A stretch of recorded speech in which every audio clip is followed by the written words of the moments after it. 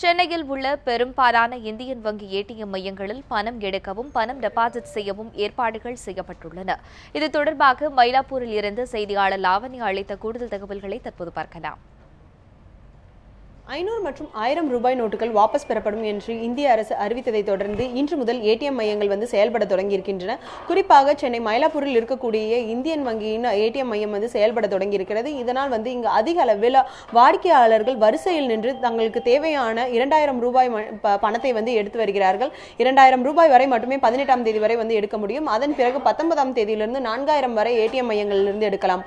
அது மட்டும் இல்லாமல் இன்று காலையிலிருந்து ஏடிஎம் மையங்கள் பல்வேறு இடங்களில் செயல்படாமல் இருந்தது மக்களிடையே மிகுந்த ஏமாற்றத்தை தான் ஏற்படுத்தி இருக்கிறது. நம்மிடையே ஒருவர் இருக்கிறார். அவர் இந்தியன் வங்கியினுடைய வாடிக்கையாளர். அது மட்டும் இல்லாமல் அவர் பணத்தை டெபாசிட் செய்து அதன் பிறகு வித்ட்ராவும் செஞ்சிருக்கீங்க. சார், உங்களுடைய இப்போ இதன் காரணமாக இந்த அறிவிப்பின் காரணமாக நீங்க எந்த அளவுக்கு பாதிக்கப்பட்டீங்க? இன்று வித்ட்ரா பண்ணிட்டு டெபாசிட் பண்ணது எவ்வளவு மகிழ்ச்சி? இல்லை, பாதிப்புங்கிறத விட நமக்கு பின்னால் வரக்கூடிய பலன் தான் முக்கியம்.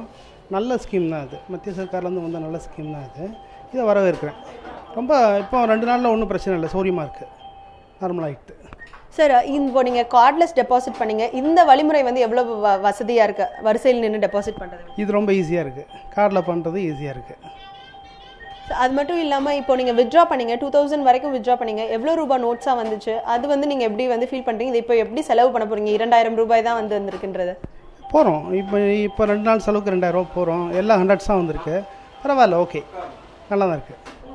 சேதுராம பெருமாள்.